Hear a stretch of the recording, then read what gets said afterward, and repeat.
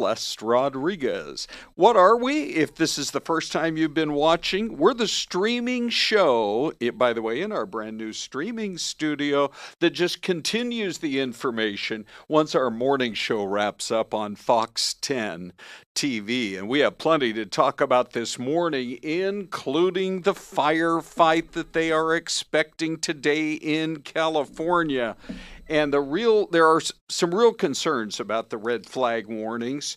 And it's no shocker here because you've got that huge fire that broke out yesterday. It hasn't even burned for 24 hours. I believe it was about 11 o'clock yesterday morning, California time, about 12 noon Arizona time. Here's a fire that's been burning for about 22 hours, and it is already up to 10,000 acres. It's called the Hughes Fire, and the problem is they already are under a red flag warning today. They got dry, windy conditions. It's just going to make it tough. So it is in that area up around Castaic and not far from Santa Clarita, if you're at all familiar with that area, really just kind of a few miles from the Magic Mountain theme park, if you've ever been over there. And then early this morning in the Sepulveda Pass area, right along the 405, there was a brand new fire, if you can believe it, reported this morning in the Brentwood and Bel Air area.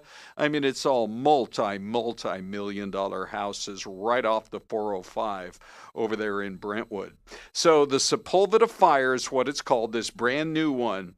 And it's really been a challenge over the last 24 hours or so. You had the one breakout. This is the farthest north fire so far in LA County, but we've been talking about the fact that these red flag warnings are so extensive that they can literally stretch. Every day for example, in the last 17 days, Celeste joins, by the way. Good morning, Celeste. Good morning, Ron. Good morning, everyone. 14 of the last 17 days have seen red flag warnings in one part or the other. And this is all the way up in that area, as we say, in the far northern edge of Los Angeles, the whole Los Angeles basin. But there have been other fires that have burned all the way down towards San Diego. And, of course, we keep an eye on the fires that have been burning ever since it all broke out. So a little bit of good news. Again, this brand new fire. Celeste, I was just telling everybody about the Sepulveda fire that broke out right off the 405, right in that Bel Air area. And so there were evacuation orders. People were ordered out of their homes at about, I think it was around 2 or 3 this morning. They started lifting those evacuation orders. They are doing a better job of trying to get a handle now on these fires as fast as they possibly can. But they're going to face the Santa Ana winds, and they are going to be unfortunately strengthening as the day goes on. But the LA Times is reporting that the Hughes Fire prompted big evacuation orders up there around Castaic Lake. At last check, there were over 30,000 people evacuated because that thing just exploded in size. And then they had, they got the ready, set, go over there as well. So 30,000 at go status, but another 23,000 at set status. So it could be a very tough day for those firefighters. But Celeste, yes, as we go to our next video here, to me this is really interesting. They are doing a better job now of getting aerial assets on these fires as quickly as possible.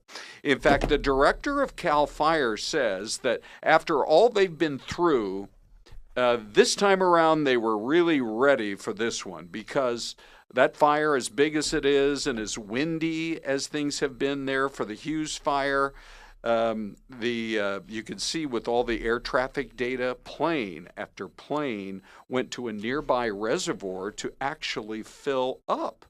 But of course, the question I think a lot of homeowners are going to have, and even honestly voters in California, at least those who decide to stay and rebuild, why couldn't that have been the case 3 weeks ago? Absolutely. when these fires just hit, and you had the mayor of LA out of town on a trip overseas, and just a lot of others saying, couldn't more have been done at the highest levels? The mayor, even the governor. It's the Santa Ana winds time of year. They had warnings 2 to 3 days beforehand that they could have wind gusts of up to 100 miles an hour, and that's exactly what they dealt with. I'm sure there'll be a lot of investigations, a lot of questions asked about that. Well, I think what happens is they get the Santa Ana winds every year. Yeah. But I think what happened was you get a little comfortable. You think, oh, we're in the clear. It's not a big deal. We're on the ocean. We've got lots of lakes. This is California. We've been in a drought for 20, 30 years. That's a good point. I You get a never little even thought about the complacent. fact you just visually you feel like, hey, I'm a mile from the ocean. Yeah, we've got lots of lakes like Castaic Lake you mentioned. I just pulled Yeah. up a map of the Hughes Fire. It is right along that I-5. Yeah, And so right. if you're driving north and south on the I-5 there, north of Castaic Junction, then you're going to see this right off the freeway. Yeah. Same thing with the other fires that burn closer to the ocean. It was right off Pacific Coast Highway. Mm-hmm. And so it's such a wild thing to watch unfold. Yeah. You know, how fast these fires move.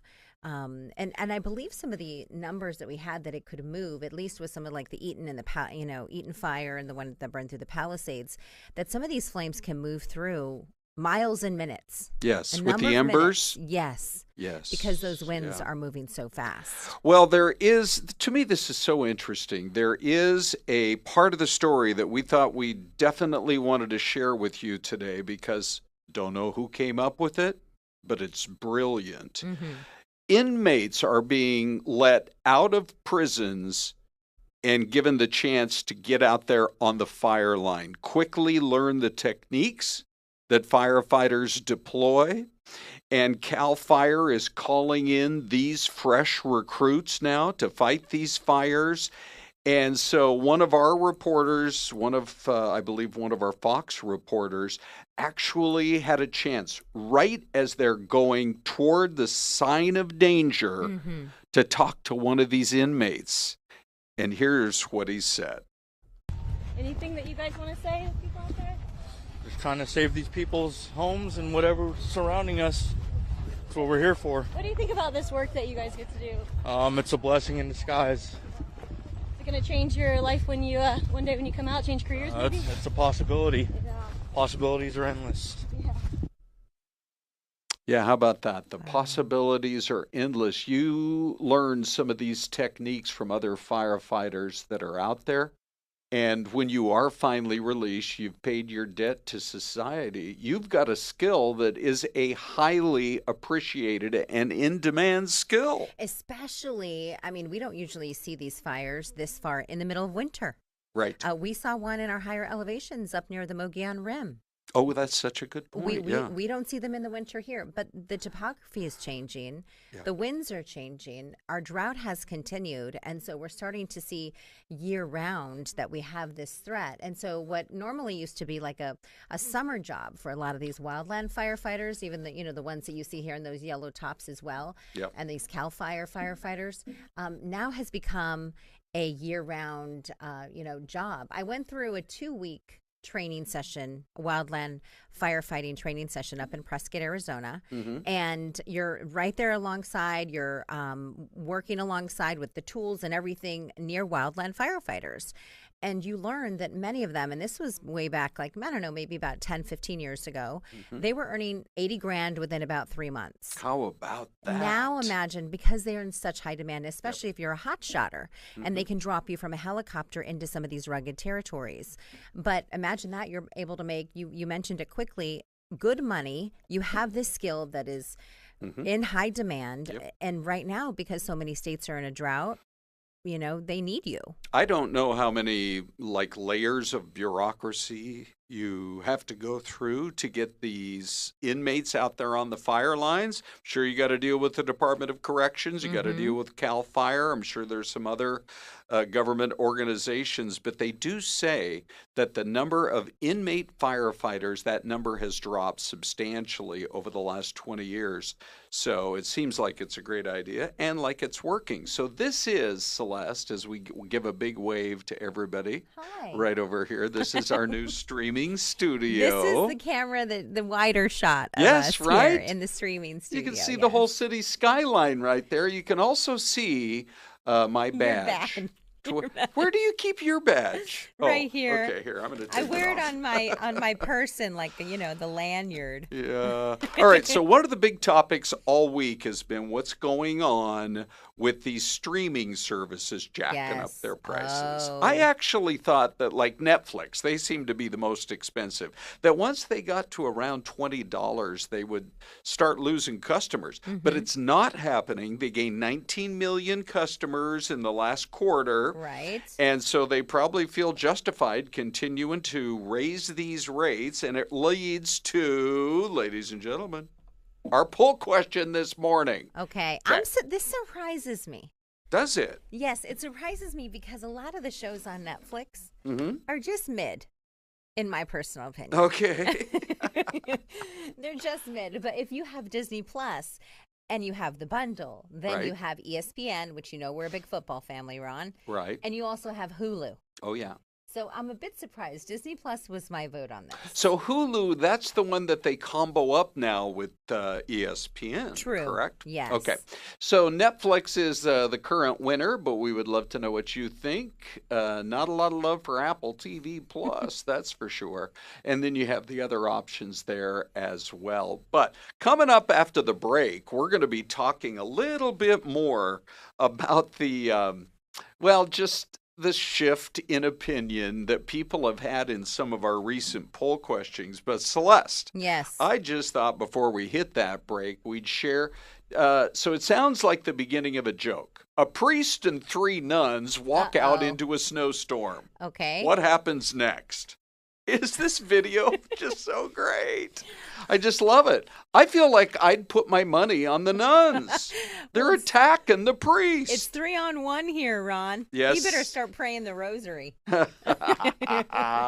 Well, it was a big snowball fight. This was down around New Orleans, and in this neighborhood, they got about 8 inches of snow. So, of course, you're going to see a snowball fight in Louisiana. So, quick shout out on the chat box, Ron. We haven't chat. Thank you all for sharing with us. Lots of folks chiming in on the new streaming digs. We'll chat about it after the break. And here's your mystery cam.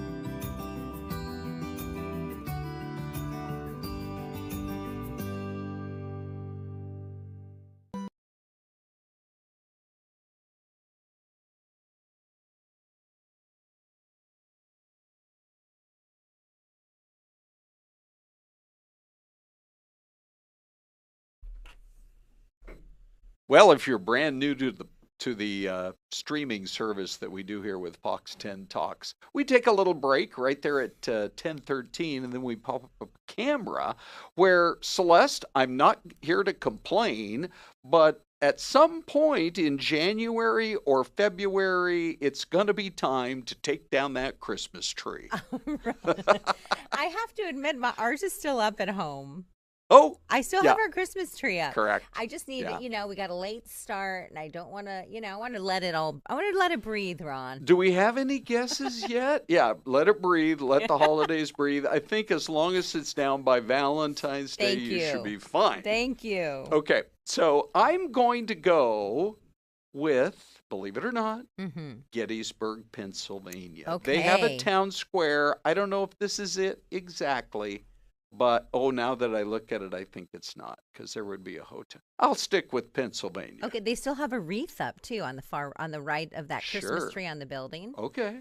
Somewhere that's kind of Christmassy. Yeah. I'm going to go I don't know, Kentucky. Okay, we got a Kentucky and a Pennsylvania. We have a B. Miguel, Alabama. We have a Leo Max says Tennessee. Okay. A Linda Monter says Virginia. Okay. And these are some of our mini regulars in the YouTube chat box. And Jennifer Boyd, she said Kentucky.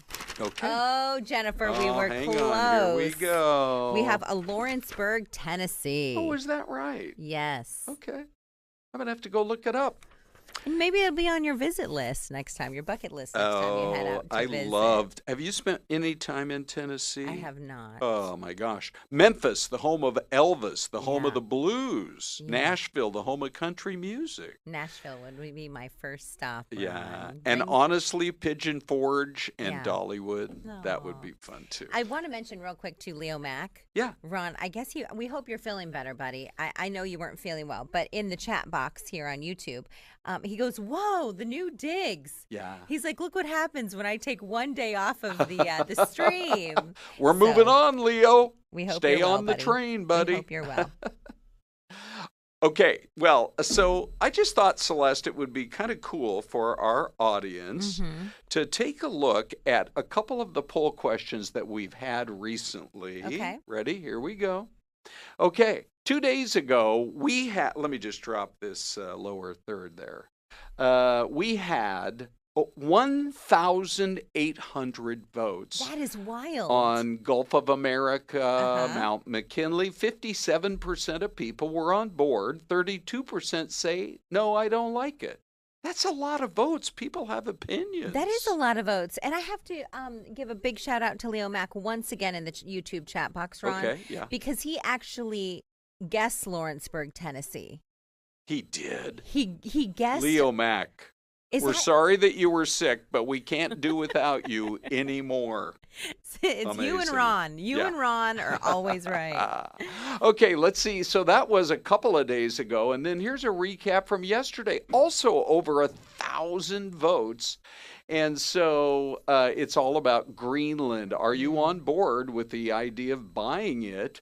Of course, I have the qualifier. Denmark says they're not for sale. They kind of run Greenland. Ron, we don't know. Everything is always for sale. Yeah, it's at the right price. Ron. Well, we pointed out a long time ago, not half, but about a quarter of Arizona wouldn't exist if we hadn't bought it from Mexico. Exactly. Every fourth grader learns it's called the Gadsden Purchase.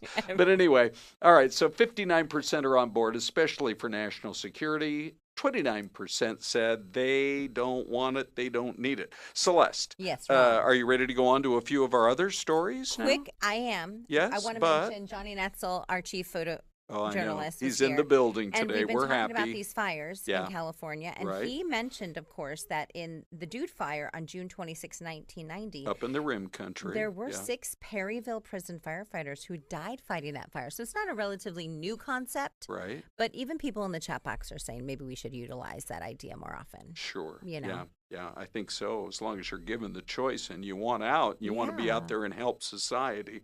That's for sure. All right, on to this next story now, Celeste. Look at the end of that police chase. Unbelievable. So, you've got some scofflaws. This is up in the Twin Cities area. Oh, Look at them trying to get away. What's happening here? When somebody's running alongside your vehicle Yep. on an off ramp Yep. from the freeway, Yep. that'll freak you out. And then look at the highway patrol officer saying, you know what? Why don't you guys just get down on the ground because the jig is up and you're under arrest. So this all happened there in St. Paul. And there it is one more time. You know, at the very end, you know it's coming to an end. You have to smash into 2 or 3 more cars. I mean, you've already caused so much damage. And these brazen guys think, oh, yeah, we can run away. Well, as one of our great all-time Fox 10 broadcasters, Rick D'Amico, used to say, Yes, Ron. you can never outrun a police scanner and a So police radio. true. So they made their arrest. Amazingly, nobody was hurt, despite the fact that they caused several crashes. I do admire those last couple of drivers there who tried their best to get out of the way. But that was one of the stories that we were certainly talking about this morning up there in the Twin Cities. By the way, Celeste, Yes, my have friend. you been to the Twin Cities? Yes, I have, actually. I actually really like the Twin Cities. I do too. The thing that surprised me was how different Minneapolis is from St. Paul. I know. I think that's the largest Catholic church in the world, next to St. Peter's in the Vatican in Rome. Really, is the it? one in St. Paul, Minnesota. There's probably a lot of big Catholic families in that community. Well, then, there Ron. was one. He was super rich. His name was James J. Hill, and he lived right across the street. He's like, wow. I got a lot of money. I'm Catholic. I would like a gigantic church right across the street. And how many kids did he have? That's a great question. Catholics have How a lot. many kids? I grew up Catholic. Did you? So I know. Okay. All of our, this woman had 8 kids. My grandmother had 8 kids on one side, 6 on the other. Yeah. Catholics like to be fruitful and multiply. Right? Be fruitful and multiply. You know what I appreciate is the fact that Marcus Freeman, the Notre Dame coach, I think he has 5, maybe 6 kids. I think so. It's a beautiful family. I know. I think they posted it on social, on the gram, around Christmas, he and his wife and their beautiful family. But here's the problem. When we start talking football, we can get derailed. Okay. So we're going to stick with the format and go on to this next story. Really fun. Oh, Celeste, this next story really has me kind of chuckling. So let's go to NYC. And there are some community boards that say they're so fed up with the traffic jams. You have so much traffic squeezed onto only so many streets. So guess what their solution is? What is it? Oh, you're going to love this. Completely shut down traffic on a street. Oh, my goodness. You already are so restricted driving around. They want 42nd Street, which goes north and south for miles, to no longer allow cars and then just turn it into a big bus lane. Oh, wow. And they somehow think that will solve their problems. What street is this again, Ron? 42nd Street. 42nd Street. Yeah. So they do say they're apparently expanding their bus terminal in the area, and they're hopeful that if they make more bus lanes, that more people will take the bus. But I don't know. I have my doubts, Celeste. That big old bus in those narrow New York streets. Are you kidding me? How long would it take taxi drivers to get used to the fact, oh, that's right, I can't take a left on 42nd Street? No. And in fact, you should just walk, actually. Right. I was in a car once in New York City on a work trip, and I had to go 2 blocks. Oh. And Tell 3 me. blocks. Yeah. And they're like, ma'am, they sent a car over to pick me up. Yeah. And I'm thinking, this is going to take us 20 minutes. Yes. I said, may I just walk? Can I just grab my roller suitcase and walk? He's like, At no, least ma'am. you were polite about it. May I just walk? Thank you, Ron. Yeah. It's not can, because then he's like, yeah, you can do it. But it's crazy. Traffic there is crazy. That's why so many people walk. What did the driver say, by the way? No, when ma'am. you said, no, oh, ma'am. really, It's a you cannot security exit issue, the and vehicle? you need to stay. Security! If you exit this vehicle, we will contact the TSA. Yeah, it's a security great. problem. And maybe Homeland Security. We need to make sure that you arrive safely. All right. This next story is definitely one of our favorites of the day, and it has to do with this baseball card. Have you heard of a baseball player, one of the great pitchers currently in the league, a guy named Paul Skeens? Celeste. Have you ever heard of it? I have not. He is the boyfriend of Livy Dunn. You know Livy or Olivia, who's the gymnast at LSU who has millions of followers on social. I'm sure he's like, oh, I'm glad that's how I'm known.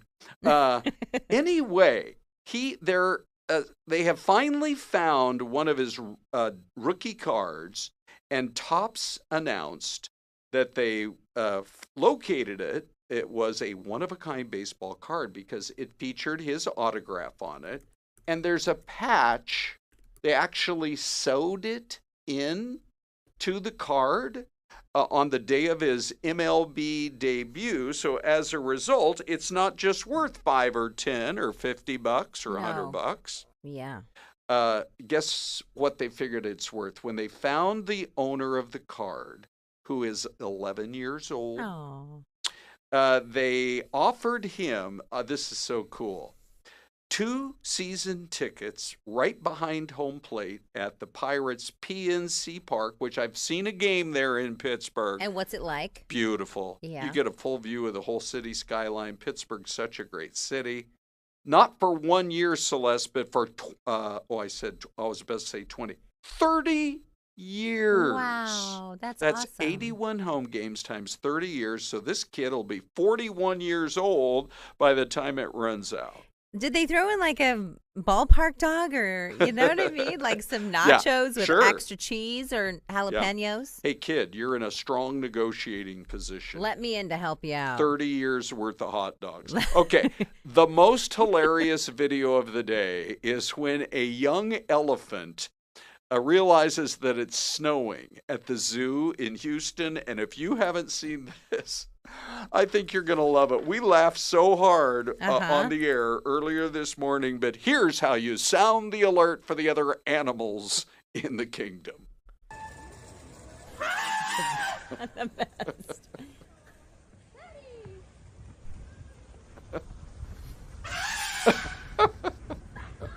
This is the video of the day. By the way. He is out of there as fast as he can. Look, the otters know the signal.